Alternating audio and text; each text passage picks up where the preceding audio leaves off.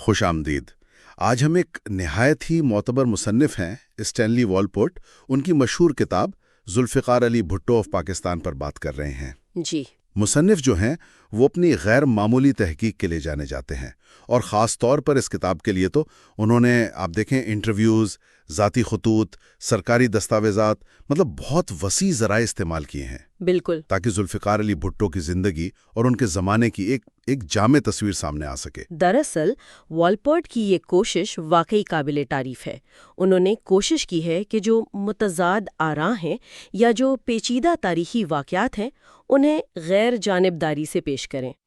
غیر جانبداری اہم ہے۔ جی، اور وہ خاص طور پر ذوالفقار علی بھٹو کی شخصیت کے جو تضادات ہیں نا ان کو بہت اجاگر کرتے ہیں۔ وہ یہ بھی کہتے ہیں کہ بھٹو کی شخصیت ایک طرح سے پاکستان کے اپنے اندرونی تضادات جیسی تھی۔ اچھا، یہ ایک دلچسپ نقطہ ہے۔ جی، یہ نقطہ نظر بھٹو کو سمجھنے میں آپ کہیں ایک گہرائی پیدا کرتا ہے۔ بالکل۔ اچھا، تو اب آئیے اس کتاب کی بالکل بنیاد پر بات کرتے ہیں، یعنی پہلا باب سندھی جڑیں 1928 سے پہلے۔ جی، اس باب میں وہ ماحول، وہ ورثہ، اس کی کھوج کی گئی ہے جس میں ذوالفقار علی بھٹو نے آنکھ کھولی۔ صحیح۔ تو کتاب کا آغاز ہوتا ہے ذوالفقار علی بھٹو کے دادا میر مرتضی بھٹو کے ذکر سے۔ ان کی زندگی کوئی معمولی نہیں تھی، بلکہ کافی ہنگامہ خیز رہی۔ جی ہاں۔ خاص طور پر ایک برطانوی کرنل تھے میہیو، ان کے ساتھ ان کی دشمنی تھی۔ جی اس نے انہیں کافی مشکلات میں ڈالا۔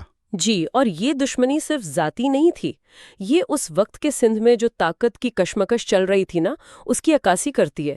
کرنل میہیو نے میر مرتضی پر بڑے سنگین الزامات لگائے۔ ہاں، قتل کا الزام بھی تھا شاید۔ بالکل، قتل کا الزام بھی شامل تھا، اور اس کے نتیجے میں ان پر مقدمات قائم ہو گئے۔ بھٹو خاندان پر اس وجہ سے شدید مالی دباؤ بھی آیا، اور میر مرتضی کو تو روپوشی اختیار کرنی پڑی۔ وہ پہلے بہاولپور گئے، پھر وہاں سے کابل تک گئے۔ یہ بھی ایک دلچسپ واقعہ ہے کہ وہ کراچی میں ایک عام سکھ مزدور کا روپ دھار کر چھپے رہے۔ جی بالکل۔ اور پھر ہمت کر کے سندھ کے جو سب سے بڑے برطانوی اہلکار تھے، کمشنر، ان تک پہنچنے کی کوشش کی۔ یہ تو کسی کہانی جیسا لگتا ہے۔ ہاں، یہ واقعی حیران کن ہے۔ یہ دکھاتا ہے کہ وہ مشکل حالات میں بھی کتنے ریسورسفل تھے۔ صحیح۔ خیر، پھر ایک لمبی قانونی جنگ چلی جو ظاہر ہے کافی مہنگی بھی ثابت ہوئی ہوگی، لیکن بالآخر میر مرتضی کی فتح ہوئی۔ اچھا۔ سن 1899 میں جب وہ تمام الزامات سے بری ہو کر لاڑکانہ واپس پہنچے تو ان کا استقبال بہت شاندار ہوا۔ واقعی؟ جی ہاں، اور ایک اور دلچسپ بات یہ ہے کہ بعد میں خود برطانوی کمشنر نے اپنی سرکاری رپورٹس میں بھٹو خاندان کے اثر و رسوخ کو تسلیم کیا۔ کیا لکھا انہوں نے؟ انہوں نے لکھا کہ ان پر نظر رکھنے کی ضرورت ہے۔ اس سے اندازہ ہوتا ہے کہ ان کی سماجی حیثیت کیا تھی۔ زبردست۔ اچھا، یہ تو دادا کی بات ہوئی، اب والد شاہنواز بھٹو کی طرف آتے ہیں۔ ان کی کہانی بھی کم دلچسپ نہیں لگتی۔ جی بالکل۔ صرف 20 سال کی عمر میں جب ان کے چچا الہی بخش بھٹو کا انتقال ہوا تو پورے خاندان کی سربراہی ان کے کندھوں پر آ گئی۔ ہاں، یہ بہت بڑی ذمہ داری تھی۔ ایک وسیع جاگیر، پھر خاندان کی ذمہ داریاں، یقیناً ایک بڑا بوجھ تھا ایک نوجوان پر۔ اور تعلیم بھی شاید رسمی طور پر زیادہ نہیں تھی۔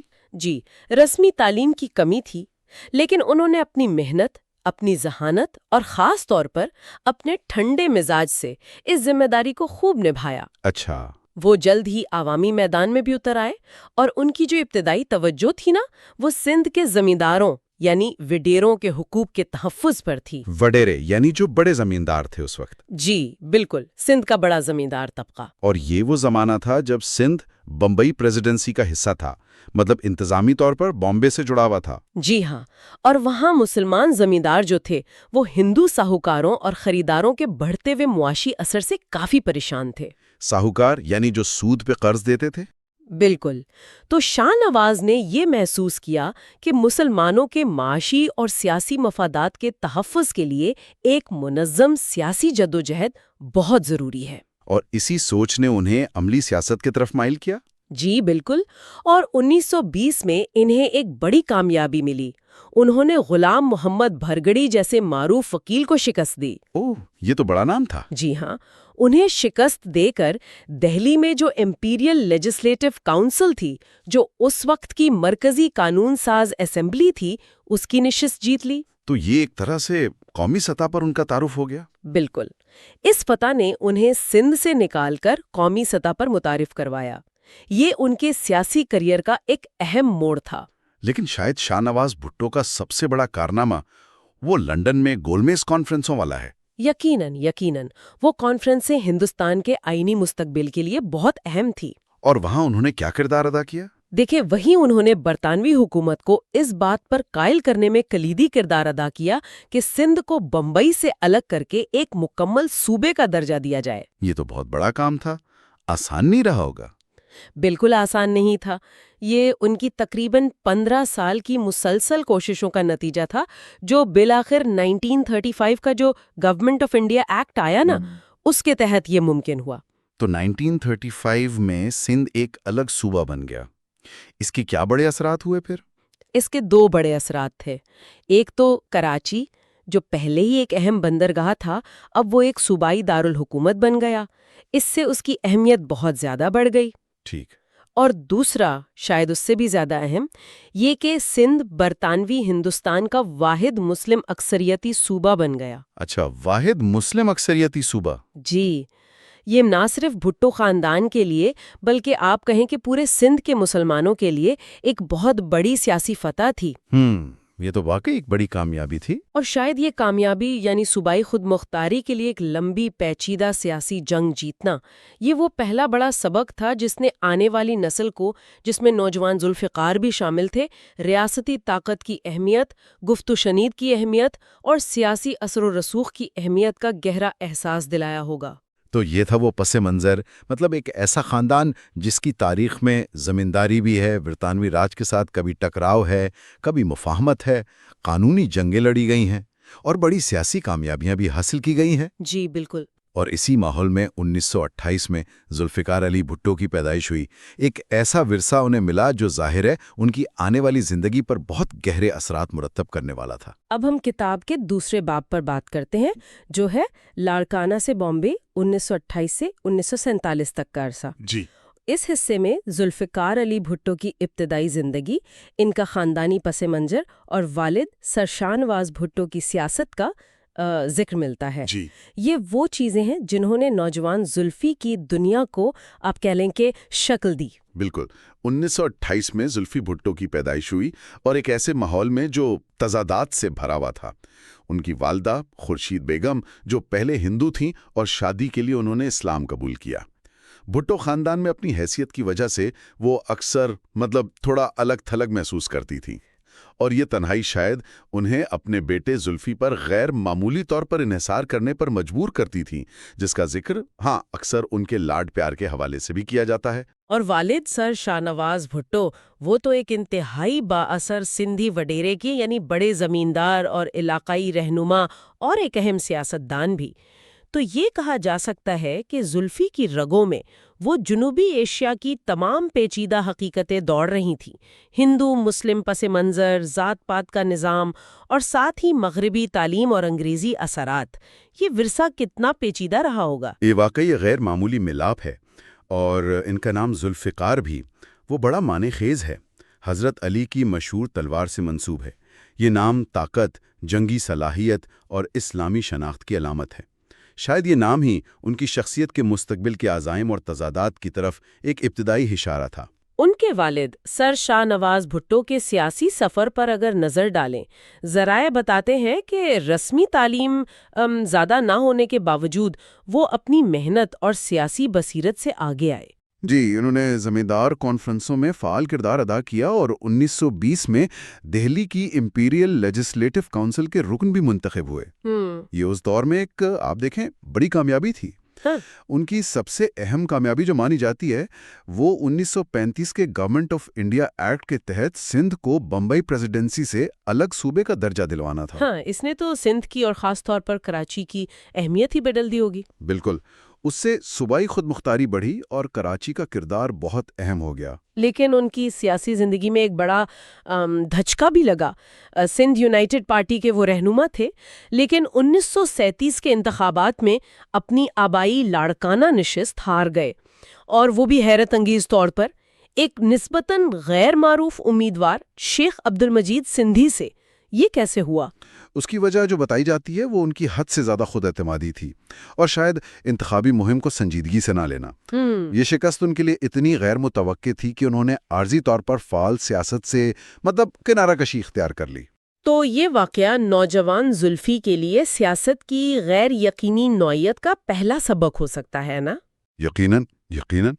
گھر کے اندر یہ سب کچھ ہو رہا تھا تو اثر تو پڑا ہوگا۔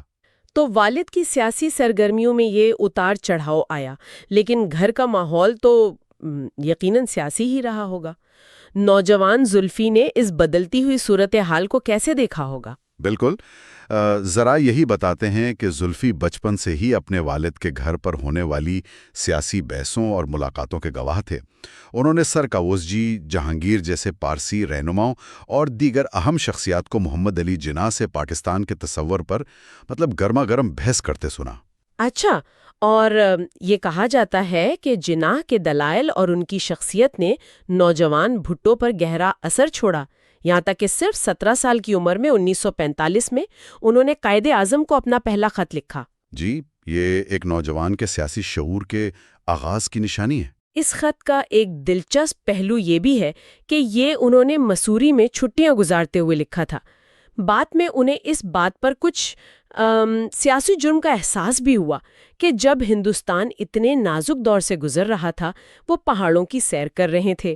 ہاں، یہ ان کی ابتدائی عمر کی جو پیچیدہ نفسیات ہے اور شاید ذمہ داری کا احساس اس کی عکاسی کرتا ہے۔ پھر دوسری جنگ عظیم کا خاتمہ ہوا، اور تقسیم سے پہلے ہندوستان میں وہ فسادات اور غیر یقینی صورتحال بڑھ رہی تھی۔ اس دوران اعلیٰ تعلیم کے لیے بیرون ملک جانے کا فیصلہ سامنے آیا۔ جی ہاں، اس پرآشوب ماحول میں زلفی اور ان کے کچھ دوستوں نے بہتر مستقبل اور تعلیم کے لیے مغرب کا، خاص طور پر امریکہ اور برطانیہ کا رخ کرنے کا فیصلہ کیا۔ بابدو کا اختتام اسی موڑ پر ہوتا ہے جب وہ اپنی زندگی کے اگلے مرحلے یعنی امریکہ میں تعلیم کے لیے روانہ ہونے کی تیاری کر رہے ہیں۔ تو مجموعی طور پر اگر دیکھیں، یہ پیچیدہ خاندانی پس منظر، والدہ کی شدید محبت اور شاید وہ تحفظ کا احساس، والد کی متحرک لیکن غیر مستحکم سیاسی زندگی، اور ابتدائی عمر میں ہی سیاست کا براہ راست مشاہدہ، ان سب عوامل نے مل کر نوجوان زلفی بھٹو کی شخصیت اور ان کے عالمی نظریے کی بنیاد ڈالی۔ بلا شبہ یہ ابتدائی تجربات، ورثے کے تضادات اور ماحول کی غیر یقینی صورتحال، ان سب نے مل کر شاید ان کے اندر ایک گہری بے چینی پیدا کی، شناخت کی مسلسل تلاش اور قیادت کی ایک مضبوط خواہش۔ اور یہ سوال اہم ہے کہ کیا یہی ابتدائی تضادات تھے جنہوں نے انہیں بعد کی زندگی میں بے وقت کئی بعض اوقات متضاد کردار اتنی کامیابی سے نبھانے کے قابل بنایا؟ یہ ایک بہت گہرا سوال ہے جس پر غور کیا جا سکتا۔ چلیں اب ذرا کتاب کی ایک اہم پہلو پر تفصیل سے بات کرتے ہیں۔ ذوالفقار علی بھٹو کی زندگی کے ایک بہت ہی بنیادی دور 1947 سے 1957 تک کا جائزہ لے رہے ہیں۔ جی بالکل۔ یہ وہ 10 سال ہیں جب وہ امریکہ اور برطانیہ میں طالب علم تھے اور پھر پاکستان واپس آ کر سیاست میں قدم رکھا۔ تو ان تجربات نے ان کی شخصیت اور سوچ کو کیسے شکل دیا؟ بالکل، یہ واقعی ایک تبدیلی کا دور تھا۔ پہلے یونیورسٹی آف سدرن کیلیفورنیا یعنی USC، پھر آکسفورڈ۔ صحیح۔ یہ مغرب میں گزرے سال، وہاں کی تعلیم، سماجی ماحول اور پھر واپس پاکستان کے سیاسی منظرنامے میں آنا، ان سب نے مل کر آپ کہہ سکتی ہیں ان کے مستقبل کے سیاسی راستے کی بنیاد رکھی۔ اچھا، امریکہ کا آغاز تو کافی پرجوش لگتا ہے کتاب میں۔ نیو یارک میں مجسمہ آزادی دیکھنا، ایک نئی دنیا کا احساس، پھر لاس اینجلس میں USC میں داخلہ، مگر وہاں سب کچھ آسان نہیں تھا شاید۔ نہیں، بالکل نہیں۔ ایک طرف تو نئی جگہ کا جوش تھا، ظاہر ہے، لیکن دوسری طرف وہ جسے کہتے ہیں نا کلچرل شاک، وہ بھی تھا۔ نوکروں کے بغیر رہنا، ایک عام سے رومنگ ہاؤس، بیس جونز کے ہاں رہائش۔ اچھا۔ اور جو چیز شاید سب سے زیادہ اثر انداز ہوئی وہ تھی نسل پرستی کا تجربہ۔ انہیں کبھی میکسیکن یا نیگرو سمجھا جانا یہ ان کے لیے ایک نیا اور کافی ناخوشگوار احساس تھا، خاص طور پر آپ دیکھیں ان کے خاندانی پس منظر سے آنے والے کسی شخص کے لیے۔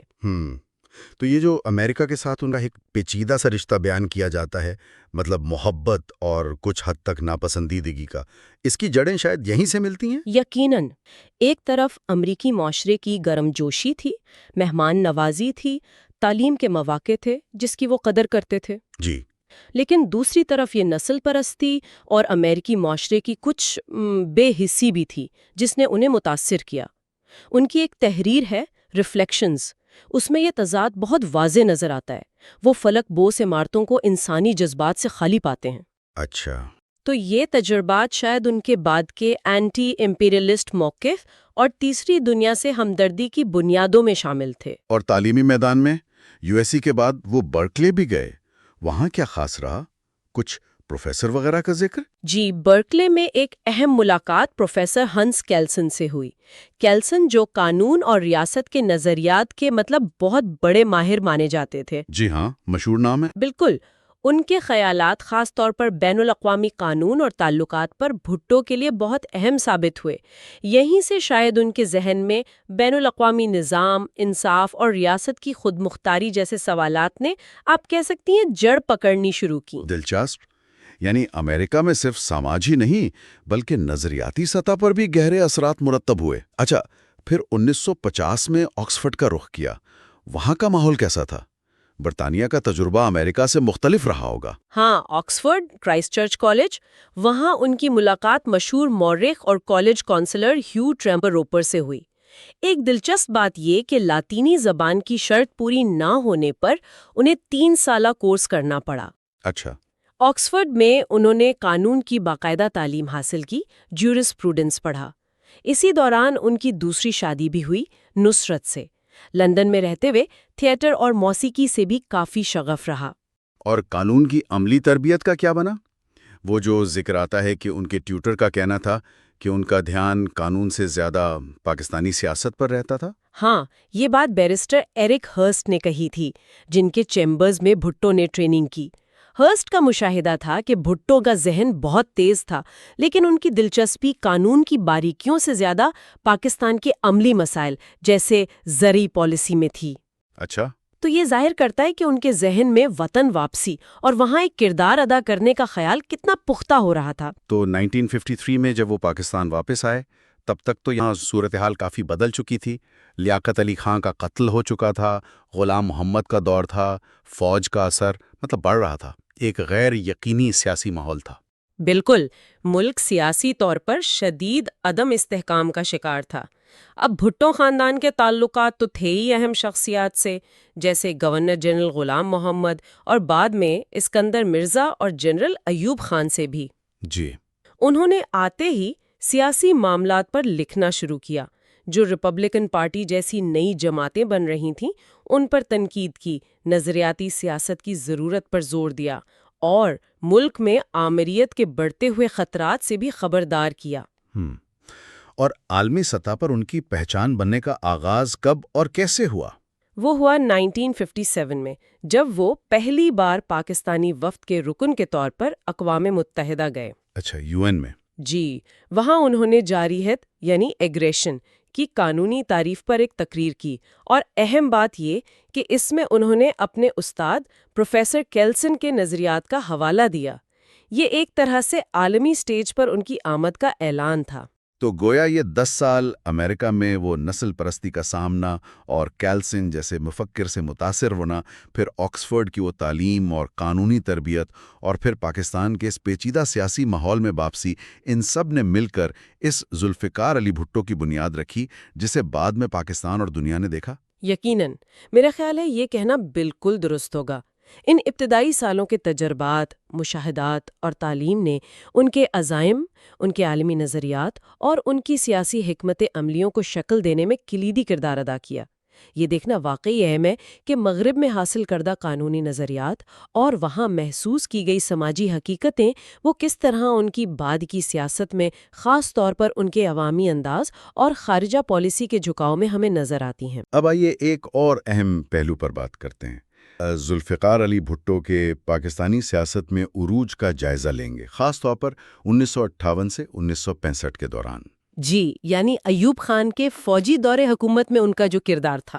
بالکل، ابواب 5 اور 6 ہیں جو اس دور کو کافی تفصیل سے دیکھتے ہیں۔ صحیح۔ تو سوال یہ بنتا ہے کہ وہ اقتدار کے حلقوں میں داخل کیسے ہوئے، اور پھر وزیر خارجہ بننے تک کا یہ سفر یہ کیسے طے ہوا؟ بالکل، یہ واقعی ایک آپ کہہ لیں فیصلہ کن دور تھا جس نے بھٹو کے مستقبل کی بنیاد رکھی۔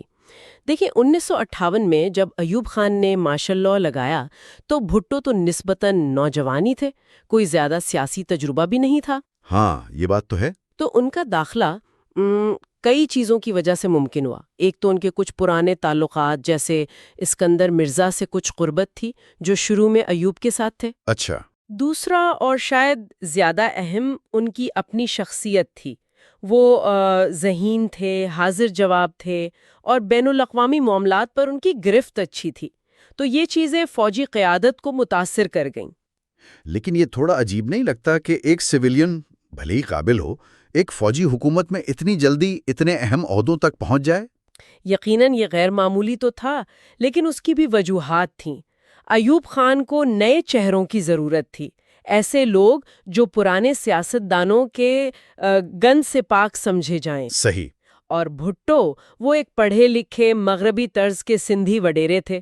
ایم اے کھوڑو جیسے پرانے سندھی سیاستدانوں کے مقابلے میں جنہیں ایوب نے ایک طرح سے سائیڈ لائن کر دیا تھا، بھٹو ایک جدید متبادل نظر آئے۔ تو ایوب خان نے انہیں موقع دیا؟ جی، پہلے انہیں وزیر تجارت بنایا اور پھر 1960 میں قدرتی وسائل، بجلی و پانیات جیسے کافی اہم محکمے دیے۔ وولپرٹ لکھتے ہیں کہ ایوب کو ان کی توانائی اور ان کا جو عالمی نقطہ نظر تھا وہ پسند آیا تھا۔ تو مطلب انہوں نے آتے ہی بین الاقوامی سطح پر کام کرنا شروع کر دیا؟ اس کی کچھ خاص مثالیں ہیں؟ جی ہاں، بالکل، انہوں نے تیزی سے اپنا مقام بنایا۔ 1959 میں اقوام متحدہ میں ان کی تقریر اہم تھی، جہاں انہوں نے ترقی پذیر ممالک کے لیے بہتر تجارتی شرائط اور بنیادی اشیاء کی قیمتوں میں استحکام کی بات کی۔ اچھا، یہ تو بڑی بات تھی۔ جی، اور یہ وہ وقت تھا جب سرد جنگ عروج پر تھی اور تیسری دنیا اپنی آواز ڈھونڈ رہی تھی۔ پھر الجزائر کی آزادی کی انہوں نے کھل کر حمایت کی، جس سے پاکستان کو مسلم دنیا میں پذیرائی ملی۔ اور ایک بہت بڑا قدم تھا دسمبر 1960 میں ماسکو کا دورہ۔ وہاں انہوں نے خروشیف کے ساتھ تیل کی تلاش کے معاہدے پر بات چیت کی۔ یہ پاکستان کی روایتی پالیسی جو مغرب پر انحصار کرتی تھی اس سے ایک واضح ہٹاؤ تھا، مطلب ایک بڑی تبدیلی کا اشارہ تھا۔ اچھا، تو یہ ماسکو والا دورہ تو واقعی کافی بڑی تبدیلی تھی اس وقت کے حساب سے۔ پھر 1963 میں وہ وزیر خارجہ بنے، یہ تو بہت بڑا عہدہ تھا۔ اس دور کی کیا خاص باتیں ہیں؟ کوشش کی کہ مسئلہ زندہ رہے۔ دوسرا بڑا کام چین کے ساتھ تعلقات کو مزید گہرا کرنا تھا۔ چین کے ساتھ؟ ہاں، یہ وہ دور تھا جب 1962 کی چین بھارت جنگ کے بعد خطے میں صورتحال بدل رہی تھی۔ بھٹو نے اس موقع کو استعمال کیا۔ لیکن اس کی کوئی قیمت بھی تو ادا کرنی پڑی ہوگی۔ جی بالکل، جب پاکستان نے چین کے ساتھ شہری ہوا بازی کا معاہدہ کیا تو امریکہ، جو ظاہر ہے چین کے ساتھ پاکستان کی بڑھتی قربت سے خوش نہیں تھا، اس نے ڈھاکہ ایئرپورٹ کے لیے تقریباً $4 ملین کا قرضہ معطل کر دیا۔ تو یہ ایک واضح اشارہ تھا کہ بھٹو کی خارجہ پالیسی امریکہ کو پسند نہیں آ رہی۔ وہ نہرو کی طرح ایک غیر وابستہ پالیسی چاہتے تھے، مگر اسے پاکستان کے مخصوص مفادات، خاص طور پر چین کے ساتھ تعلقات کے مطابق ڈھال رہے تھے۔ یہ تعلقات والی بات دلچسپ ہے۔ ذرائع خاص طور پر وولپرٹ بتاتے ہیں کہ ایوب خان کے ساتھ ان کا ذاتی تعلق بھی کافی پیچیدہ تھا۔ شروع میں تو پسندیدگی تھی، لیکن بعد میں تلخی آ گئی۔ یہ کیسے ہوا؟ دیکھیں، شروع میں ایوب خان بھٹو کی صلاحیتوں کے قائل تھے، خاص طور پر ان کی تقریر اور سفارتی مہارت کے۔ انہیں ایک اثاثہ سمجھتے تھے۔ صحیح۔ لیکن وولپٹ ایک ذاتی واقعے کا ذکر کرتے ہیں جو غالباً 1962 کا ہے۔ بھٹو اور ان کی بیگم نصرت کے درمیان مبینہ طور پر کوئی شدید گھریلو ناچاکی ہوئی۔ اچھا۔ جس کے بعد نصرت بھٹو مدد کے لیے ایوب خان کے پاس گئیں تو ایوب خان نے مداخلت کی اور ذرائع کے مطابق بھٹو کو سخت حکم دیا کہ یا تو وہ اپنی بیوی کو واپس لائیں ورنہ کیبنٹ سے فارغ ہو جائیں۔ اوہ، یہ تو کافی سنگین بات ہے۔ جی، بھٹو ظاہر مان گئے، لیکن کہا جاتا ہے کہ اس واقعے نے ان کے دل میں ایوب خان کے لیے شدید ذاتی رنجش پیدا کر دی۔ انہیں یہ مداخلت اور یہ حکم عدولی اپنی توہین محسوس ہوئی۔ تو مطلب یہ کہ یہ جو ذاتی عنصر تھا یہ بعد میں پالیسی اختلافات کو مزید ہوا دینے کا باعث بنا ہوگا؟ بالکل ایسا لگتا ہے۔ یہ ذاتی رنجش پس منظر میں موجود تھی جب پالیسی پر اختلافات، خاص طور پر بھارت کے معاملے پر، کھل کر سامنے آنے لگے۔ جیسے 1965 میں؟ جی، 1965 میں رن آف کچھ کے تنازع کے وقت بھٹو سخت گیر موقف کے حامی تھے۔ ان کا خیال تھا کہ بھارت فوجی طور پر مضبوط ہو رہا ہے اور کارروائی کا وقت ہاتھ سے نکلتا جا رہا ہے۔ انہوں نے ایوب خان کو قائل کرنے کی کوشش کی کہ بھارتی وزیر اعظم لال بہادر شاستری کمزور ہیں اور سخت جواب نہیں دیں گے۔ والپٹ کے مطابق بھٹو نے چین اور انڈونیشیا سے فوجی مدد کے کچھ مبہم سے وعدے بھی حاصل کیے۔ اچھا۔ انہوں نے اپریل 1965 میں رن آف کچھ کے بعد بھارت کے خلاف وسیع تر کارروائی کی وکالت کی، لیکن شاید وہ بھارتی رد عمل کا صحیح اندازہ نہیں لگا سکے۔ وہ یہ سمجھتے رہے کہ بھارت اگر جوابی کارروائی کرے گا بھی تو مشرقی پاکستان میں کرے گا، نہ کہ مغربی پاکستان کی بین الاقوامی سرحد پر۔ اور پھر ستمبر 1965 کی جنگ اور اس کے بعد جو تاشکند کانفرنس ہوئی، اس نے تو تعلقات کو بالکل ہی ختم کر دیا۔ جی ہاں، بالکل۔ جنگ کے دوران اقوام متحدہ میں بھٹو کی وہ مشہور جذباتی تقریر تھی، ہم 1000 سال تک لڑیں گے۔ اس نے انہیں مغربی پاکستان میں بہت مقبول بنا دیا، ایک قومی ہیرو کی طرح۔ ہاں، وہ تقریر تو بہت مشہور ہوئی تھی۔ لیکن جنوری 1966 میں تاشقند میں جہاں جنگ بندی کے بعد مذاکرات ہوئے، بھٹو نے محسوس کیا کہ ایوب خان انہیں نظر انداز کر رہے ہیں۔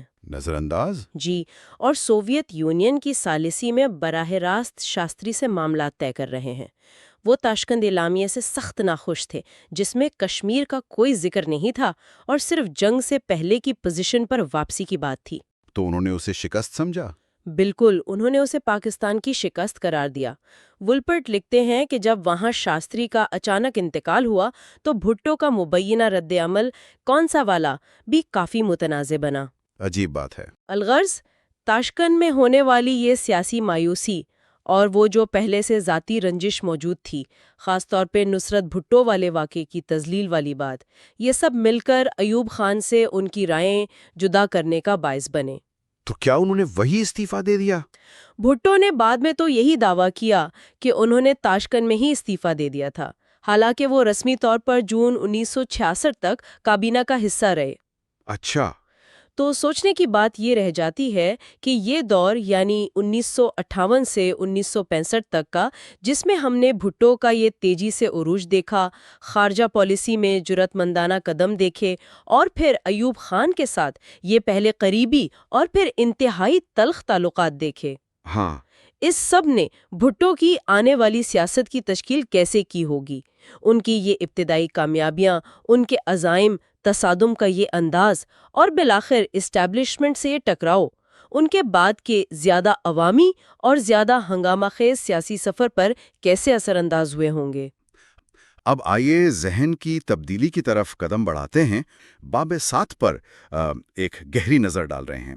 یہ 1965 سے 1969 تک کا جو عرصہ ہے، اس کا احاطہ کرتا ہے۔ جی، اور یہ وہ دور ہے جب 1965 کی جنگ کے بعد بھٹو کے سیاسی سفر میں ایک بڑا یعنی فیصلہ کن موڑ آیا۔ بالکل۔ استعفیٰ بھی ہے، نئی پارٹی بن رہی ہے، ان کے نظریات بدل رہے ہیں، کافی کچھ ہو رہا ہے۔ جی بالکل، 1965 کی جنگ اور پھر اس کے بعد جو تاشقند معاہدہ ہوا، اس نے اصل میں بھٹو اور صدر ایوب خان کے درمیان گہرے اختلافات پیدا کر دیے۔ اچھا۔ بھٹو اس سمجھوتے سے سخت ناراض تھیں۔ ان کا خیال تھا کہ پاکستان نے میدان جنگ میں جیتی ہوئی بازی میز پر ہار دی۔ اور یہی مقبولیت اور یہ اختلافات آخرکار جون 1966 میں ان کے استعفے کی وجہ بنے۔ استعفیٰ یا انہیں بھیجا گیا؟ سرکاری طور پر تو یہی کہا گیا کہ صحت کی وجوہات ہیں، لمبی چھٹی پر جا رہے ہیں۔ اچھا، لیکن ایک شرط تھی کہ وہ باہر جا کر سیاسی تقریریں نہیں کریں گے۔ لیکن وہ تو نہیں مانے ہوں گے۔ جب وہ واپس آئے 20 جون 1966 کو لاہور ریلوے اسٹیشن، وہ منظر تو تاریخی ہے۔ جی ہاں، بالکل۔ ہزاروں طلباء، حامی، ایک جم غفیر تھا وہاں، نعرے لگ رہے تھے۔ انہیں کندھوں پر اٹھا لیا گیا تھا۔ جی، اور ان کا وہ آنسوؤں کے ساتھ ہاتھ ہلانا اور ہجوم کا وہ جوش، یہ صرف بھٹو کی مقبولیت تھی یا ایوب کے خلاف غصہ بھی تھا؟ میرا خیال ہے دونوں چیزیں تھیں۔ بالکل، یہ دونوں کا ملاپ تھا۔ پھر جب وہ بیرون ملک تھے تو وہاں انہوں نے اپنی سیاسی حکمت عملی کو حتمی شکل دی۔ اچھا، پارٹی بنانے کی؟ جی، جے اے رحیم اور ڈاکٹر مبشر حسین جیسے جو بائیں بازو کے دانشور تھے، ان کے ساتھ مل کر پاکستان پیپلز پارٹی یعنی PPP اس کی بنیاد رکھنے کا منصوبہ بنایا۔ اور یہ کب ہوا پھر؟ پارٹی کا باقاعدہ قیام اور منشور کی منظوری دسمبر 1967 میں لاہور میں ہوئی۔ ڈاکٹر مبشر حسین کے گھر پر ایک کنونشن ہوا تھا۔ اور یہیں وہ مشہور نعرہ بھی سامنے آیا، اسلام ہمارا دین ہے۔ جی، جمہوریت ہماری سیاست ہے، سوشلزم ہماری معیشت ہے، طاقت کا سرچشمہ عوام ہے۔ جی بالکل۔ یہ نعرہ اس وقت کے لحاظ سے تو کافی غیر معمولی لگتا ہے، سوشلزم اور اسلام۔ بہت اہم تھا اور ایک طرح سے انقلابی بھی۔ PPP کا جو بنیادی نظریہ تھا وہ اسلامی سوشلزم تھا۔ یعنی مقصد یہ تھا کہ اسلام کی تعلیمات اور سوشلزم کے سماجی اور معاشی انصاف کے اصولوں کو ہم آہنگ کیا جائے۔ اچھا۔ منشور میں جاگیرداری ختم کرنے کا وعدہ تھا، اور وہ جو کہتے تھے 20 سال کی لوٹ مار یعنی چند خاندانوں کا معیشت پر قبضہ، اسے ختم کرنے کا عزم تھا۔ بھٹو نے اپنی پارٹی کو ایک صاف سلیٹ کے طور پر پیش کیا جو دائیں بازو اور بائیں بازو کے پرانے جھگڑوں سے اوپر اٹھ کر عوام کی بات کرے۔ اور اسی دوران وہ ایوب حکومت پر بھی خوب تنقید کر رہے تھے۔ جی ہاں، مسلسل۔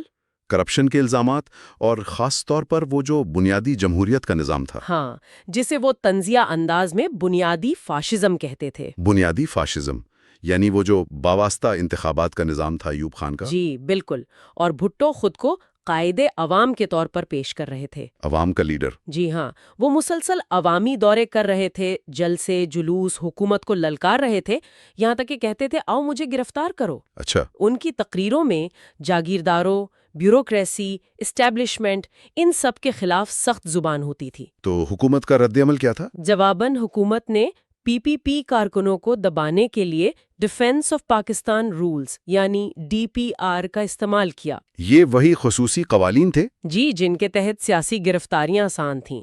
لیکن ان سب کے باوجود بھٹو کی مقبولیت کم نہیں ہوئی بلکہ بڑھتی گئی۔ تو یہ سارا ماحول، یہ عوامی بے چینی، طلباء کے مظاہرے، مزدوروں کی ہڑتالیں، یہ سب مل کر پھر ایوب خان کے زوال کا باعث بنے؟ بالکل۔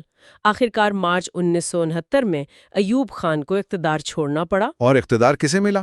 انہوں نے army chief general Yahya Khan کو اقتدار سونپ دیا اور ملک میں ایک بار پھر مارشل لاء لگ گیا۔ ایک اور مارشل لاء؟ جی، یحییٰ خان کے آنے کے بعد بھی بھٹو نے اپنی عوامی مہم جاری رکھی، حالانکہ اب بھی مقامی انتظامیہ کی طرف سے رکاوٹیں تھیں۔ لیکن وہ خود کو اسٹیبلشمنٹ کا آدمی یا ڈرائنگ روم سیاستدان نہیں کہلوانا چاہتے تھے۔ وہ عوام کے نمائندے تھے جو ان کے بقول ہر مشکل میں عوام کے ساتھ کھڑے تھے۔ اور یہ امیج ان کے کام آیا ہوگا بعد میں؟ جی ہاں، یہ امیج آنے والے انتخابات میں ان کے بہت کام آیا۔ اب تاخیر کے چکروں کو توڑنے کی طرف توجہ مرکوز کرتے ہیں۔ ہم پاکستان کی تاریخ کے ایک بہت ہی اہم موڑ پر بات کر رہے ہیں۔ جی۔ 1970 کے الیکشنز، مشرقی پاکستان کا بحران، بنگلہ دیش کا قیام اور اس سب میں ذوالفقار علی بھٹو کا کردار۔ بالکل۔ 1970 کے عام انتخابات یہ پاکستان کے پہلے آزادانہ انتخابات سمجھے جاتے ہیں، ہے نا؟ جی بالکل، اور ان کے نتائج نے ایک طرح سے ملک کی تقدیر کا فیصلہ کر دیا۔ کیسے؟ مطلب نتائج تو بڑے واضح تھے۔ مشرقی پاکستان میں شیخ مجیب کی عوامی لیگ کو بھاری اکثریت ملی اور مغربی پاکستان میں بھٹو صاحب کی پیپلز پارٹی جیت گئی۔ ہاں، واضح تو تھے، لیکن یہی وضاحت مسئلہ بن گئی۔ عوامی لیگ کو پوری قومی اسمبلی میں واضح اکثریت حاصل تھی، وہ اکیلے حکومت بنا سکتے تھے۔ لیکن بھٹو صاحب کا موقف تھا کہ چونکہ PPP مغربی پاکستان کی اکثریتی پارٹی ہے تو انہیں اقتدار میں مناسب حصہ ملنا چاہیے۔ بالکل۔ والپٹ کے مطابق یہ صرف سیٹوں کی گنتی کا معاملہ نہیں تھا، یہ مستقبل کے آئین، صوبائی خود مختاری اور اختیارات کی بنیادی تقسیم کا جھگڑا تھا۔ اچھا، تو کیا اسی وجہ سے بھٹو نے مارچ 1971 میں ڈھاکہ میں جو قومی اسمبلی کا اجلاس ہونا تھا اس میں شرکت سے انکار کیا؟ جی، یہ بڑا متنازع فیصلہ تھا۔ انہوں نے تو اسے قتل گاہ کہا اور مغربی پاکستان کے اراکین کو دوہرا یرغمالی قرار دیا۔ کیا یہ واقعی حفاظتی خدشات تھے یا کوئی سیاسی حکمت عملی؟ وولپرٹ کا تجزیہ تو یہی بتاتا ہے کہ یہ بنیادی طور پر ایک سیاسی چال تھی، ایک دباؤ ڈالنے کا حربہ۔ وہ نہیں چاہتے تھے کہ مجیب اپنی عددی برتری کی بنیاد پر یک طرفہ طور پر آئین بنا لیں۔ اور اس انکار کا نتیجہ یہ نکلا کہ صدر یحییٰ خان نے اجلاس ہی ملتوی کر دیا، اور اس فیصلے نے مشرقی پاکستان میں جیسے آگ لگا دی۔ پھر وہاں مجیب الرحمان نے سول نافرمانی کی تحریک شروع کر دی؟ جی، یعنی حکومت کے ساتھ مکمل عدم تعاون، کاروبار بند، سرکاری دفاتر میں کام ٹھپ، حالات بہت تیزی سے بگڑے۔ اور پھر 25 مارچ 1971 کی رات آئی، آپریشن سرچ لائٹ۔ ہاں، فوجی کارروائی کا آغاز۔ وولفرٹ لکھتے ہیں کہ بھٹو صاحب اس وقت ڈھاکہ میں ہی تھے۔ وہ فوجی ایکشن شروع ہونے کے بعد وہاں سے نکلے اور کراچی پہنچ کر ان کا وہ مشہور بیان، خدا کے فضل سے پاکستان بچ گیا، یہ آج تک زیر بحث ہے۔ بہت زیادہ متنازع ہے، کیونکہ جس کو وہ بچانا کہہ رہے تھے اس کی قیمت ایک نہایت خونی خانہ جنگی، لاکھوں لوگوں کی ہجرت، اور بالآخر دسمبر 1971 میں بھارتی فوجی مداخلت کے بعد مشرقی پاکستان کی علیحدگی کی صورت میں ادا ہوئی، بنگلہ دیش بن گیا۔ اس پورے بحران کے دوران بھٹو صاحب کا کردار تو مرکزی رہا، کبھی یحییٰ سے مذاکرات، کبھی مجیب سے۔ جی، وہ مسلسل تصویر میں رہے۔ پھر جنگ کے دوران اقوام متحدہ کی سیکیورٹی کونسل میں ان کی وہ کافی جذباتی تقریر۔ ہاں، جس میں انہوں نے کہا تھا ہم 1000 سال تک لڑیں گے، اور پھر کاغذ پھاڑ کر وہ واک آؤٹ کر گئے تھے۔ بالکل، وہ ایک ڈرامائی لمحہ تھا۔ اگرچہ جنگ کے نتیجے پر اس کا کوئی خاص اثر نہیں پڑا، لیکن اس نے بھٹو کی عوامی مقبولیت کو خاص طور پر مغربی پاکستان میں مزید بڑھایا۔ اور جب ڈھاکہ کا سکوت ہوا تو یحییٰ خان پر شدید دباؤ آیا۔ جی، فوج کے اندر سے بھی اور عوام کی طرف سے بھی انہیں استعفیٰ دینا پڑا۔ اور پھر 20 دسمبر 1971 کو بھٹو صاحب نے اقتدار سنبھال لیا، صدر بھی اور پہلے civilian chief martial law administrator بھی۔ یہ تو بڑا عجیب امتزاج تھا۔ بالکل غیر معمولی۔ پاکستان کی تاریخ میں پہلی بار ایک civilian chief martial law administrator بنا۔ وولپرٹ بتاتے ہیں کہ اقتدار سنبھالتے ہی انہوں نے جنرل گناسن کو آرمی چیف اور ایئر مارشل رحیم خان کو ایئر فورس چیف بنایا۔ اگرچہ یہ دونوں زیادہ دیر نہیں ٹک پائے۔ جی، وہ بعد کی بات ہے، لیکن اقتدار سنبھالنے کے بعد ان کے سامنے چیلنجز کیا تھے؟ ایک ٹوٹا ہوا ملک، شکست خوردہ فوج، مایوس عوام۔ تو انہوں نے کیا اقدامات کیے؟ قوم سے پہلے خطاب میں کیا کہا؟ پہلے خطاب میں انہوں نے جمہوریت کی بحالی، حساب کی بحالی اور ایک نئے پاکستان کا وعدہ کیا۔ ایک بڑا قدم انہوں نے یہ اٹھایا کہ شیخ مجیب الرحمان کو، جو مغربی پاکستان میں قید تھے، رہا کر دیا۔ ان سے ملاقات بھی کی؟ جی، ملاقات کی اور کوشش کی کہ کسی قسم کا ڈھیلا ڈھالا تعلق، شاید کوئی کانفیڈریشن قائم رہ سکے، لیکن ظاہر ہے تب تک بہت دیر ہو چکی تھی۔ معاشی محاذ پر کیا کیا؟ نیشنلائزیشن کا فیصلہ تو بہت بڑا تھا۔ بہت بڑا۔ جنوری 1972 میں ہی انہوں نے اہم صنعتیں، لوہا، سٹیل، بھاری انجینئرنگ، کیمیکلز، سیمنٹ، گاڑیاں وغیرہ سرکاری تحویل میں لے لی۔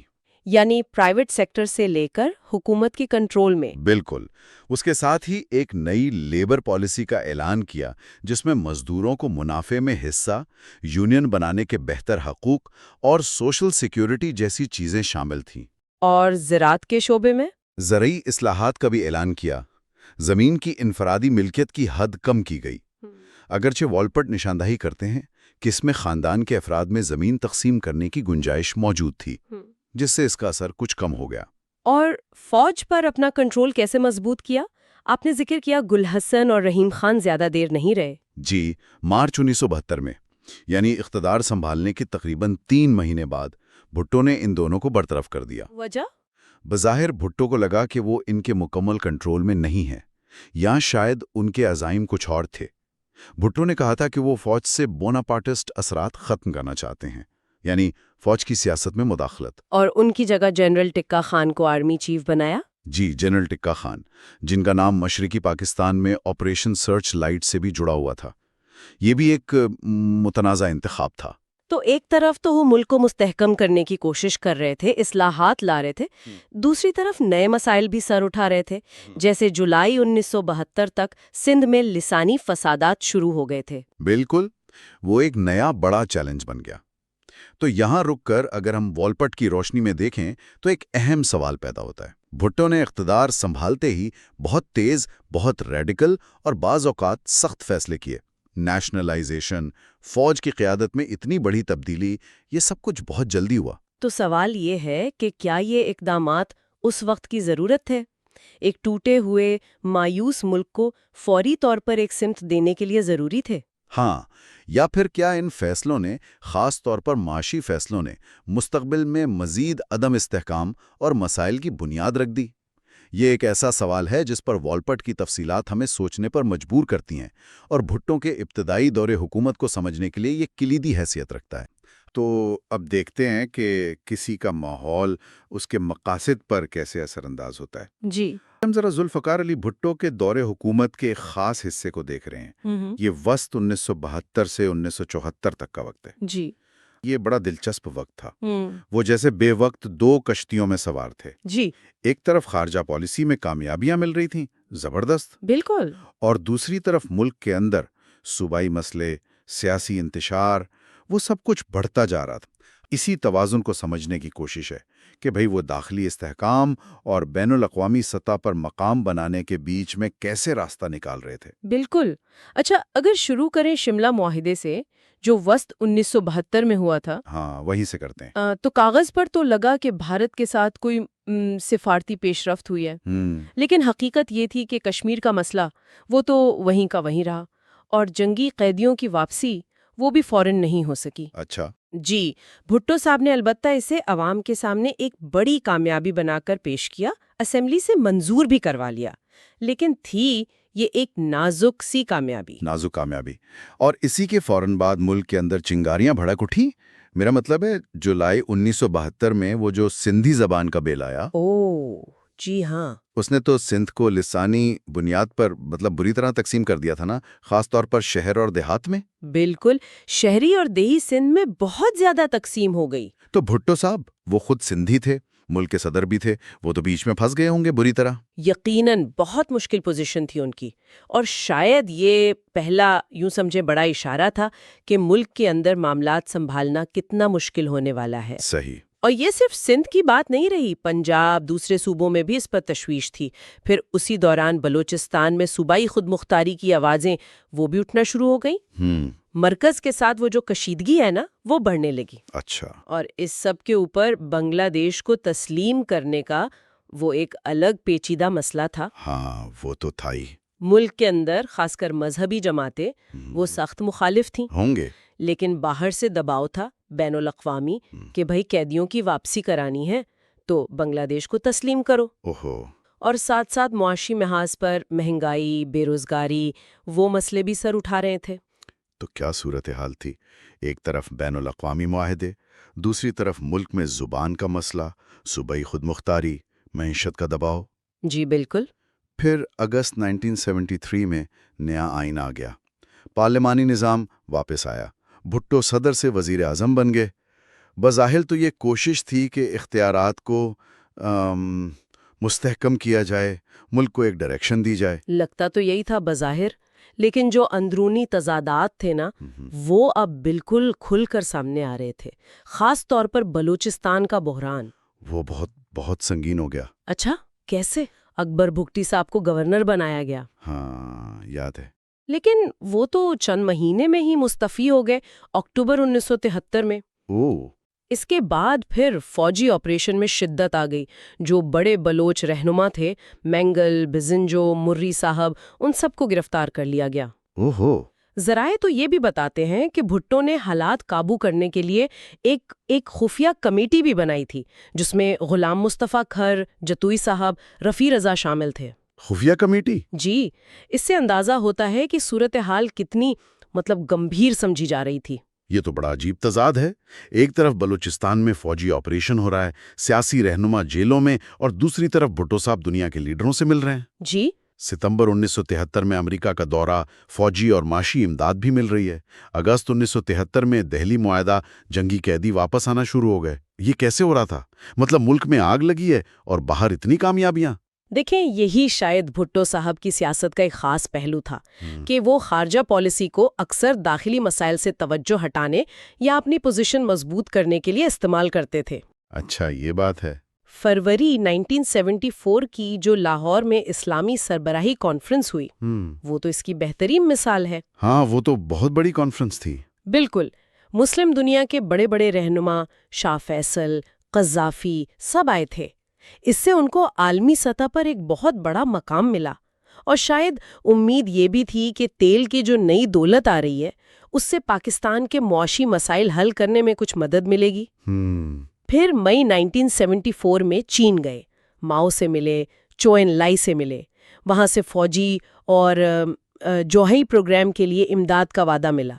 ईरान के शाह के साथ ताल्लुकात भी इसी इलाकाई सियासत का हिस्सा थे। लेकिन सवाल ये है कि ये जो बैनुल-अक़वामी कामयाबियां थीं, क्या वो मुल्क के अंदर की हकीकत को बदल पा रही थीं?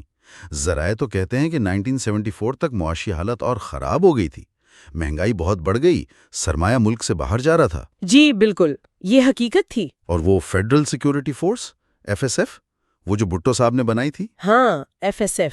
इस पर तो इल्ज़ाम था कि वो सियासी मुखालिफिन को दबाने के लिए इस्तेमाल हो रही है। उसके खर्चे भी बढ़ रहे थे और वो मुतनाज़े भी बहुत हो गई थी। बहुत ज्यादा।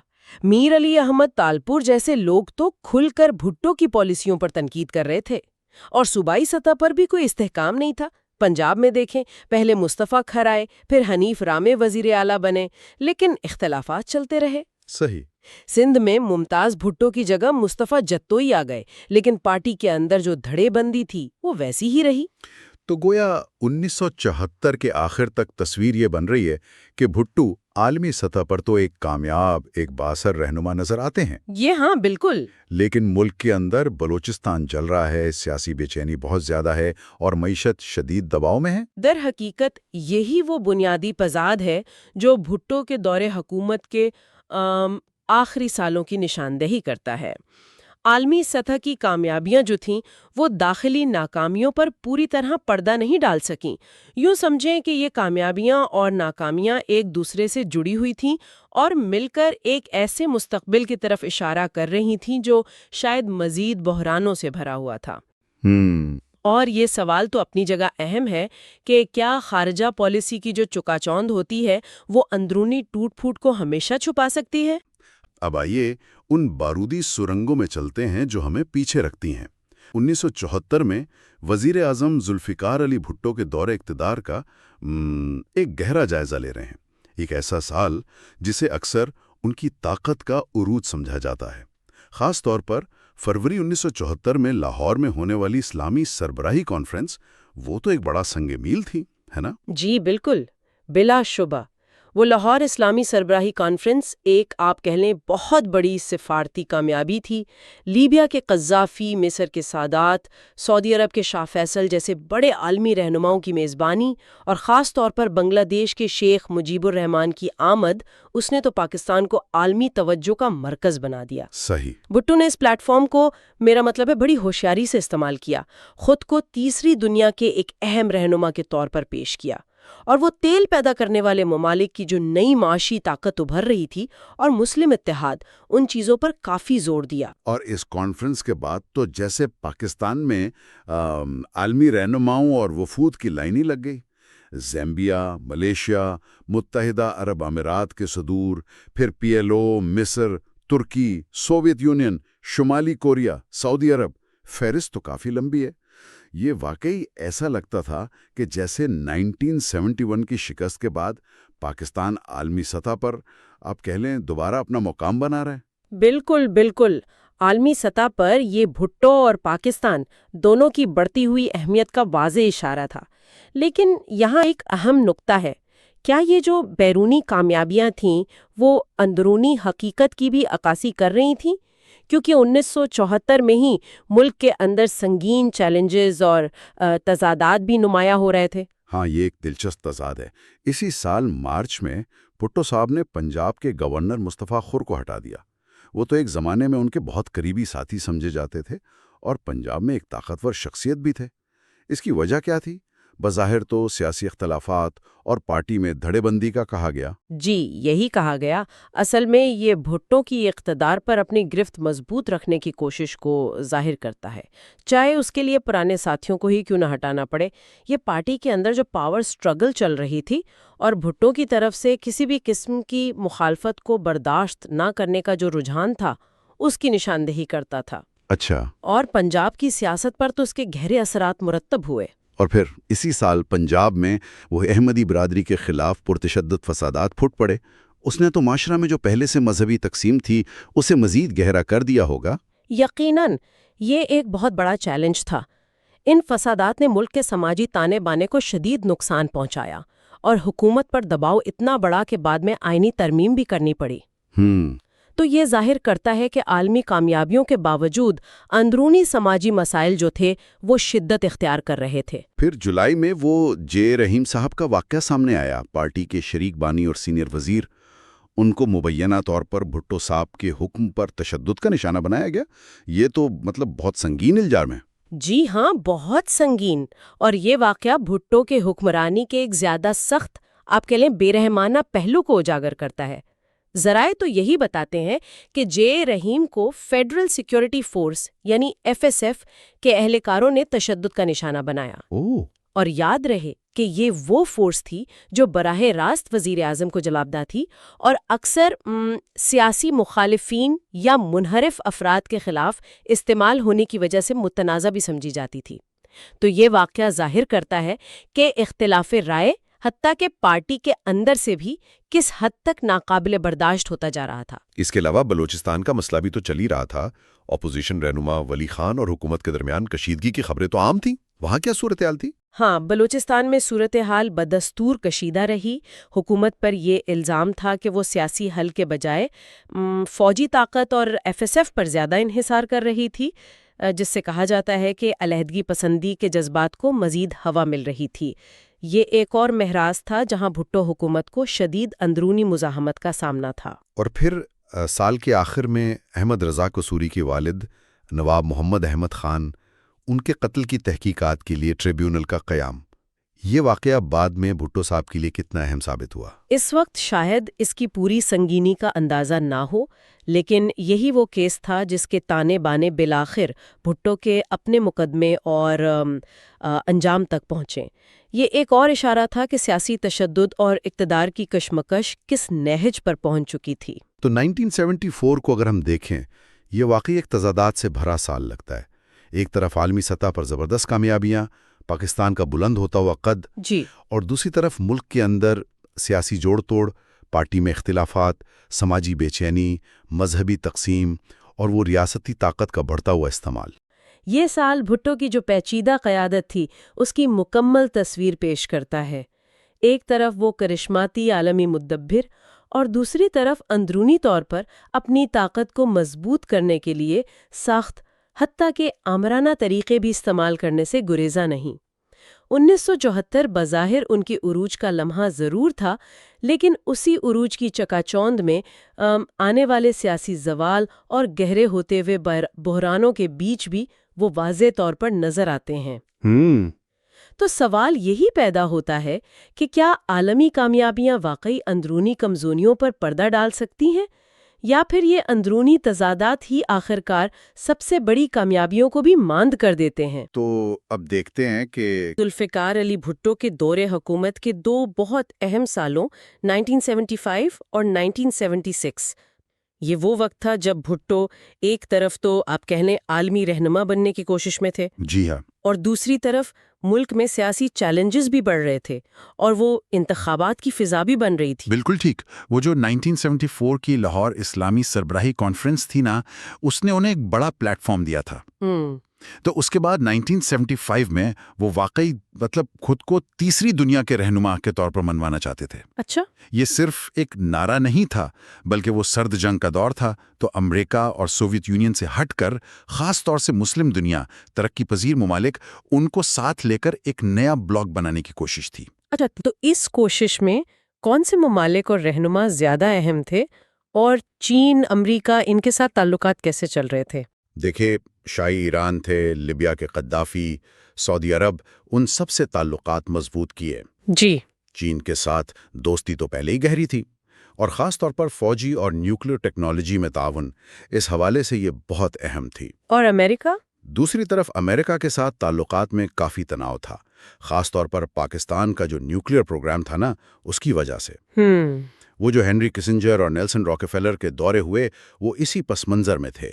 امریکہ کو شدید خدشات تھے۔ صحیح۔ اور اگست 1975 میں بنگلہ دیش میں شیخ مجیب الرحمان کے قتل کے بعد بھٹو نے نئی حکومت کو فوراً تسلیم کر لیا تھا۔ اس فیصلے کا کیا مطلب تھا؟ دیکھیں، یہ ایک بڑا، آپ کہہ سکتے ہیں، عملیت پسندانہ قدم تھا۔ شاید خطے میں جو صورتحال بدل رہی تھی، اس سے فائدہ اٹھانے کی کوشش ہو۔ اچھا۔ اس نے بھٹو کی خارجہ پالیسی کی لچک تو دکھائی، لیکن یہ ایک متنازع فیصلہ بھی تھا، جس کے پھر لمبے اثرات ہوئے۔ اچھا، تو ایک طرف تو یہ عالمی سطح پہ چل رہا تھا، جی، لیکن ملک کے اندر بھی تو ماحول گرم ہو رہا تھا، ہے نا؟ خاص طور پر فروری 1975 میں وہ جو پشاور میں ہوا۔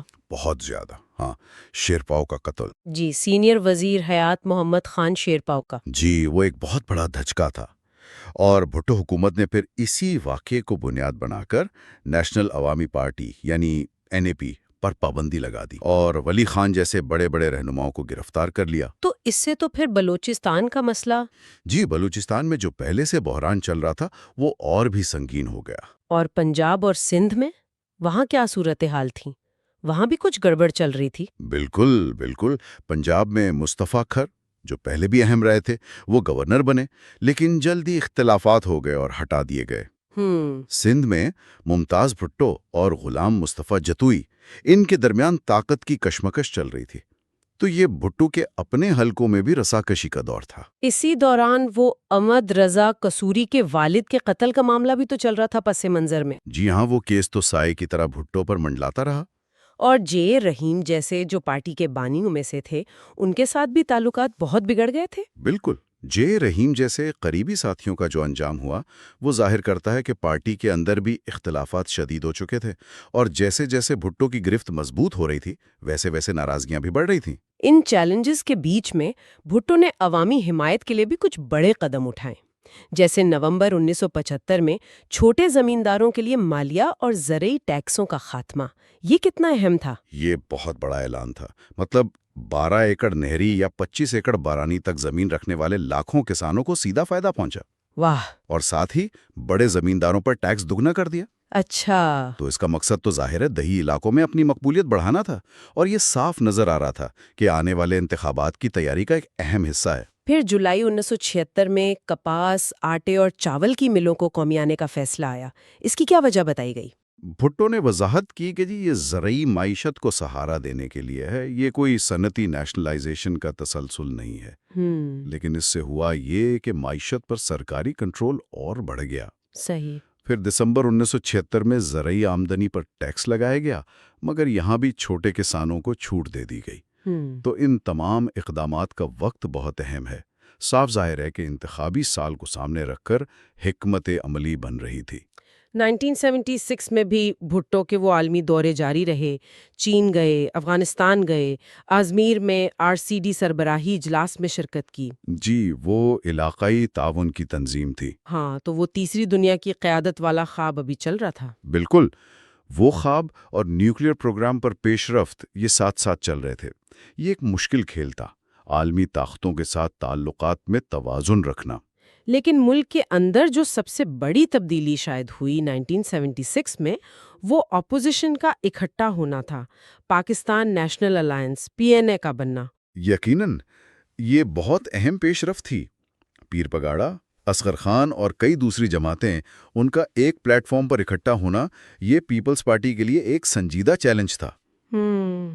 بھٹو جو خود کو قائد اعظم کا سیاسی وارث کہہ رہے تھے، اب انہیں ایک منظم سیاسی مخالفت کا سامنا کرنا پڑ رہا تھا۔ تو گویا 1976 کے آخر تک انتخابات کا میدان بالکل سج چکا تھا۔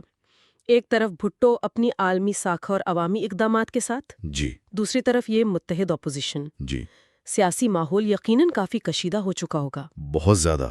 سیاسی درجہ حرارت بالکل عروج پر تھا، اور پھر جنوری 1977 میں انتخابات کا اعلان ہو گیا، جس نے پھر پاکستان کی سیاست میں ایک نئے اور آپ کہہ لیں انتہائی ہنگامہ خیز دور کا آغاز کر دیا۔ آئیے اب باب 15 پر بات کرتے ہیں، نئے انتخابات اور ان کے المناک نتائج، یعنی 1977 کا ابتدائی دور۔ یہ وہ وقت ہے جب پاکستان کی تاریخ ایک نیا موڑ لینے والی تھی۔ بالکل، پس منظر یہ تھا کہ ملک 1971 کی جنگ اور مشرقی پاکستان کے علیحدگی کے صدمے سے آپ کہہ لیں ابھی پوری طرح نکلا نہیں تھا۔ جی، تو ایک سیاسی استحکام کی شدید خواہش تھی، لیکن ساتھ ہی ایک بے یقینی کی فضا بھی تھی۔ لوگ تبدیلی تو چاہتے تھے، مگر یہ واضح نہیں تھا کہ وہ تبدیلی کیسی ہوگی۔ اور اسی غیر یقینی صورتحال میں 7 جنوری 1977 کو وزیر اعظم بھٹو نے قومی اسمبلی میں اچانک اعلان کیا کہ عام انتخابات صرف 2 ماہ بعد ہوں گے۔ جی، کافی اچانک تھا۔ ہاں، اور پھر بڑی تیزی سے 10 جنوری کو اسمبلی تحلیل کر دی گئی اور انتخابات کی تاریخیں بھی سامنے آ گئیں۔ 7 مارچ قومی اسمبلی کے لیے اور 10 مارچ صوبائی اسمبلیوں کے لیے۔ یہ رفتار واقعی کافی حیران کن تھی۔ جی ہاں، اور اس اعلان کا یعنی فوری رد عمل سامنے آیا۔ بھٹو کی پاکستان پیپلز پارٹی PPP، اس کی مخالفت کرنے والی تقریباً تمام ہی بڑی سیاسی جماعتیں جو نظریاتی طور پر کافی مختلف بھی تھیں، وہ پاکستان نیشنل الائنس یعنی PNA کے نام سے متحد ہو گئی۔ اچھا، یہ خود ایک بڑی پیش رفت تھی کہ اتنی الگ الگ سوچ رکھنے والی جماعتیں ایک پلیٹ فارم پر اکٹھی ہو گئیں۔ انہوں نے متفقہ طور پر حل کے نشان کے تحت مشترکہ امیدوار کھڑے کرنے کا فیصلہ کیا اور مولانا مفتی محمود کو اتحاد کا صدر منتخب کر لیا۔ اور PNA نے اپنی مہم کا آغاز بھی بڑے زور شور سے کیا۔ 23 جنوری کو کراچی کے نشٹر پارک میں ایک بڑا جلسہ ہوا، جس سے ان کی عوامی طاقت کا اندازہ ہوا۔ جی، جلد ہی سابق ایئر مارشل اصغر خان ایک کرشماتی اور مقبول اپوزیشن رہنما کے طور پر سامنے آئے۔ PNA کا مرکزی نعرہ نظام مصطفیٰ کا نفاذ تھا، جو اس وقت کے عوامی جذبات سے کافی مطابقت رکھتا تھا۔ دوسری طرف اطلاعات یہ ہیں کہ بھٹو صاحب اپنی پارٹی کی انتخابی مہم کی جو رفتار تھی اس سے کچھ پریشان تھے۔ اچھا، جی، انہوں نے پنجاب کے وزیر اعلیٰ صادق حسین قریشی کو خط لکھا کہ مہم تیز کریں اور پارٹی مشینری کو متحرک کریں۔ اسی دوران ایک اہم بات یہ ہوئی کہ فوج کے سربراہ جنرل ضیاء الحق نے بھٹو صاحب کو اپنی اور فوج کی مکمل وفاداری کا آپ کہیں یقین دلایا۔ یہ ایک اہم نکتہ ہے۔ جی، ایک ایسی یقین دہانی جس کی اہمیت بعد میں بہت واضح ہوئی۔ پھر آیا 7 مارچ، قومی اسمبلی کے انتخابات کا دن۔ نتائج نے تو جیسے سیاسی حلقوں میں تہلکہ مچا دیا۔ PPP نے 200 میں سے 155 نشستیں جیت لیں، ایک بہت بھاری اکثریت جس کی توقع کم ہی لوگ کر رہے تھے۔ بالکل، اور PNA صرف 36 نشستیں حاصل کر سکی۔ بہت بڑا فرق تھا۔ جی، یہ نتائج PNA کے لیے تو بالکل ہی ناقابل قبول تھے۔ انہوں نے فوراً الیکشن کو مسترد کر دیا اور بڑے پیمانے پر دھاندلی کے سنگین الزامات عائد کیے۔ کس قسم کے الزامات تھے؟ الزامات میں بیلٹ باکس بھرنے، پولنگ سٹیشنوں پر قبضہ کرنے اور مخالفین کے جو پولنگ ایجنٹس تھے ان کو ہراساں کرنے جیسی باتیں شامل تھیں۔ یہ صرف الزامات نہیں رہے، PNA نے 10 مارچ کو ہونے والے صوبائی انتخابات کا بائیکاٹ کا اعلان کر دیا اور ساتھ ہی ملک گیر احتجاجی تحریک شروع کر دی۔ بس یہیں سے بحران کا آغاز ہو گیا۔ صحیح، تو شروع میں بھٹو صاحب نے مذاکرات کی کوشش کی، لیکن PNA ظاہر ہے وہ خود کو دھاندلی کا شکار سمجھ رہی تھی، انہوں نے اس پیشکش کو ٹھکرا دیا۔ جی، اس کے بعد حکومت کا رویہ سخت ہو گیا، ملک بھر میں مظاہرے شروع ہو گئے اور ان سے نمٹنے کے لیے پھر طاقت کا استعمال کیا گیا۔ مظاہرین پر آنسو گیس اور کچھ جگہوں پر تو گولیوں کا استعمال بھی ہوا۔ ہاں، حالات بہت خراب ہو گئے۔ کراچی، حیدرآباد اور لاہور جیسے بڑے شہروں میں شدید تشدد ہوا، جلاؤ گھراؤ کے واقعات ہوئے اور صورتحال اتنی بگڑی کہ ان شہروں میں مارشل لاء نافذ کرنا پڑا۔ ماشاءاللہ، یعنی فوج سڑکوں پر آ گئی؟ جی، جزوی طور پر، اور ہزاروں PNA کارکنوں اور رہنماؤں کو گرفتار کر لیا گیا۔ صورتحال تیزی سے بگڑتی چلی گئی۔ بھٹو حکومت مذاکرات کی کوشش تو کرتی رہی، لیکن PNA اور حکومت کے درمیان جو بداعتمادی تھی وہ بہت بڑھ چکی تھی۔ جی، PNA کا موقف بہت سخت تھا۔ وہ بھٹو صاحب کے استعفے اور نئے غیر جانبدارانہ انتخابات سے کم پر بالکل راضی نہیں تھے۔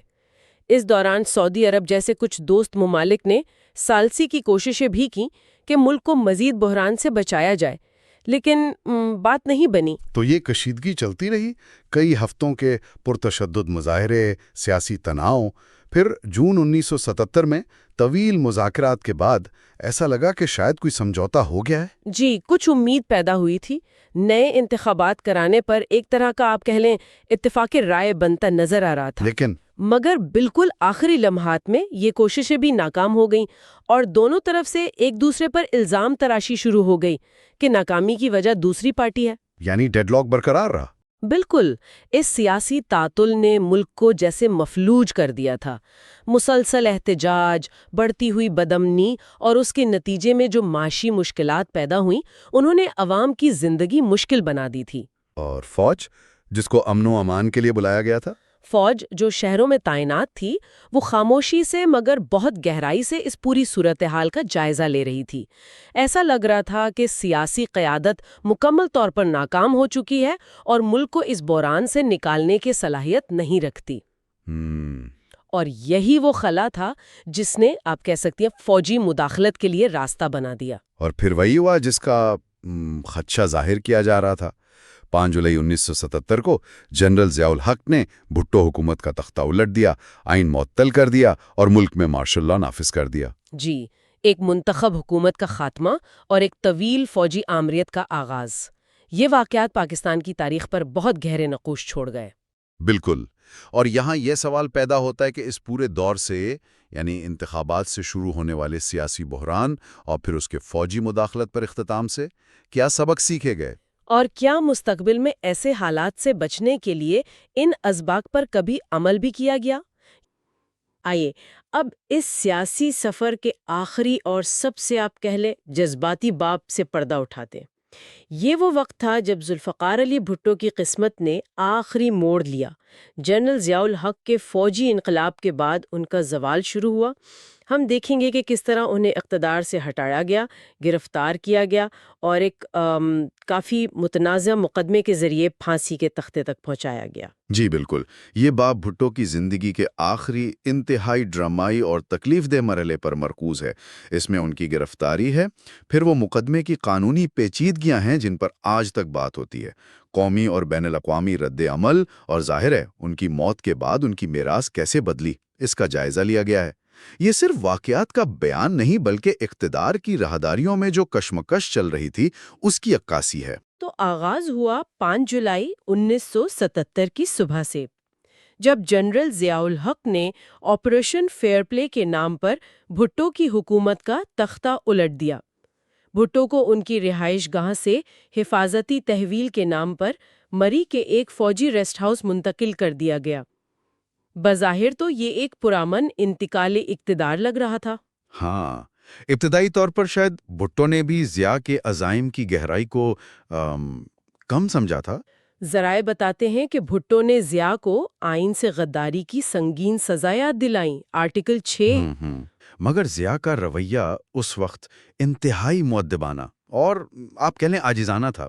انہوں نے بھٹو کو یقین دلایا کہ یہ اقدام صرف 90 دن کے لیے ہے، انتخابات کروانے تک۔ 90 دن؟ جی، اور کہا کہ وہ جلد آرام کر کے واپس آ جائیں گے۔ یہ وہ لمحہ تھا جہاں شاید ذاتی تعلقات اور سیاسی حقیقت کا ٹکراؤ ہوا۔ لیکن یہ یقین دہانیاں تو جلدی ہواؤں ہو گئیں۔ بالکل۔ کچھ عرصے کی ظاہر لہائی کے بعد بھٹو کو سپٹمبر 1977 میں مارشل لا ریگولیشن 12 کے تحت دوبارہ گرفتار کر لیا گیا اور انہیں لاہور کی کوٹ لکھپت جیل بھیج دیا گیا۔ اس بار الزام بہت سنگین تھا۔ جی، اس بار الزام تھا احمد رضا قصوری کے والد نواب محمد احمد خان قصوری کے قتل کی سازش کا، اور یہاں سے مقدمے کا وہ متنازع باب شروع ہوتا ہے جو آج تک زیر بحث ہے۔ صحیح۔ یہ مقدمہ لاہور ہائی کورٹ میں چلا، قائم مقام چیف جسٹس مولوی مشتاق حسین کی سربراہی میں۔ مولوی مشتاق حسین، ان کے بارے میں کہا جاتا ہے کہ ان کی بھٹو سے ذاتی مخاصمت تھی۔ جی، یہ کوئی ڈھکی چھپی بات نہیں تھی، یہ مخاصمت پرانی تھی اور استغاثہ کی بنیاد تھی فیڈرل سیکیورٹی فورس یعنی FSF۔ اچھا، FSF جو بھٹو کے دور میں ہی بنی تھی؟ جی ہاں، وہی متنازع داخلی سیکیورٹی فورس۔ اس کے سابق ڈائریکٹر جنرل مسعود محمود اور دوسرے FSF اہلکار وعدہ معاف گواہ بن گئے۔ ان کی گواہیوں نے بھٹو کو مبینہ طور پر قتل کے حکم سے جوڑا. یہ استغاثہ کا کیس تھا. بھٹو نے تو ان الزامات کو بالکل مسترد کیا ہوگا. بالکل سختی سے مسترد کیا. انہوں نے عدالت میں کھل کر کہا کہ یہ مقدمہ سیاسی انتقام ہے، انہیں راستے سے ہٹانے کی سازش ہے.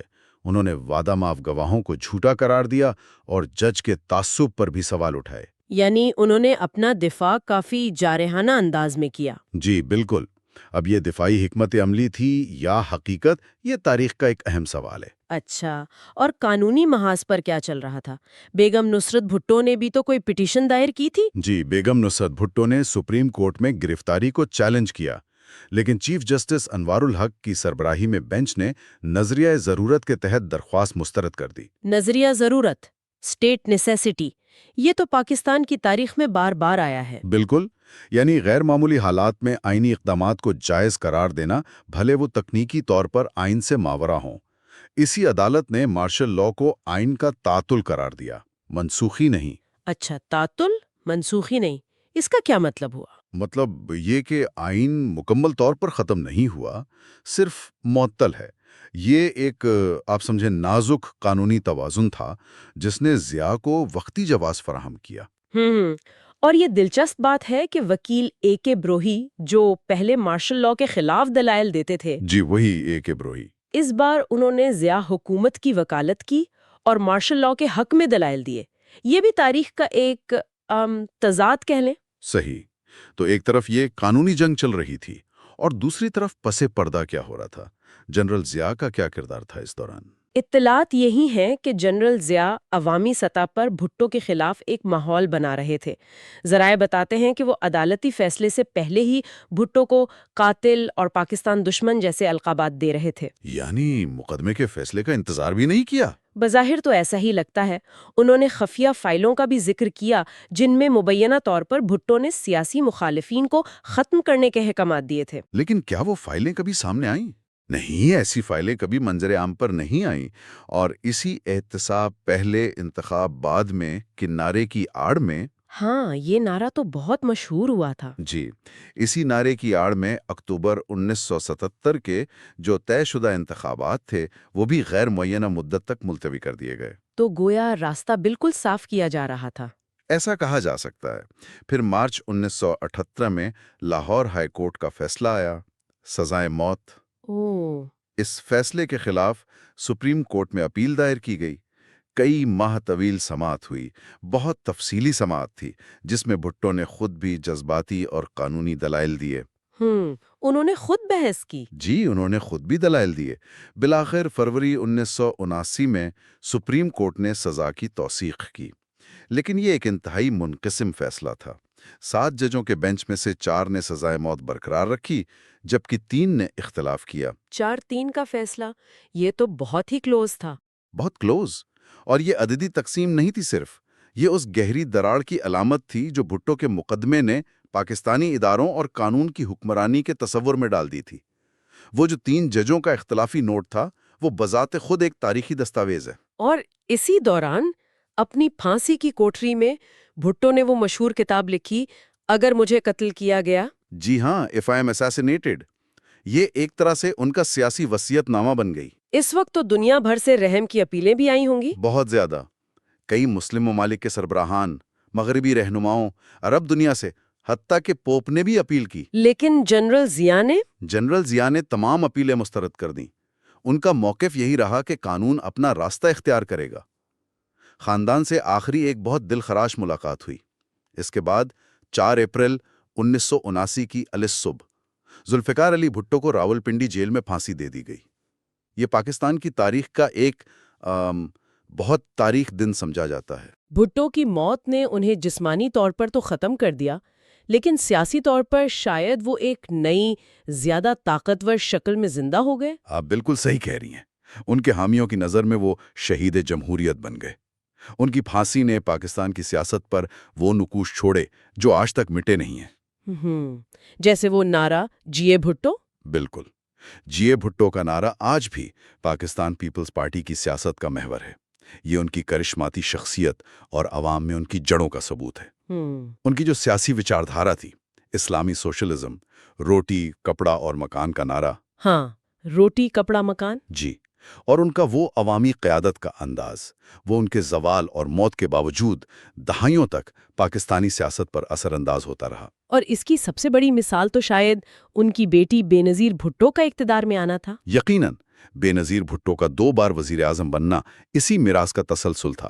بھٹوازم ایک زندہ سیاسی قوت رہا۔ اسٹینلی وولپرٹ کی یہ کتاب زلفی بھٹو آف پاکستان، ذوالفقار علی بھٹو کی زندگی کے اس طوفانی سفر، ان کے غیر معمولی عروج اور پھر اس المناک زوال کی ایک بہت جامع تصویر پیش کرتی ہے۔ یہ صرف ایک شخص کی کہانی نہیں ہے، یہ پاکستان کی تاریخ کے ایک اہم اور بہت پیچیدہ دور کی عکاسی ہے۔ بلا شبہ بھٹو کی کہانی اقتدار کی پیچیدگیوں، ذاتی عزائم، نظریاتی کشمکش اور قومی تقدیر کے درمیان جو تعلق ہوتا ہے، اس کی ایک لازوال داستان ہے۔ یہ ہمیں سوچنے پر مجبور کرتی ہے کہ تاریخ کے فیصلے یا شاید افراد کے فیصلے کس طرح افراد اور اقوام کی سمت ہمیشہ کے لیے بدل دیتے ہیں۔ سننے کا شکریہ۔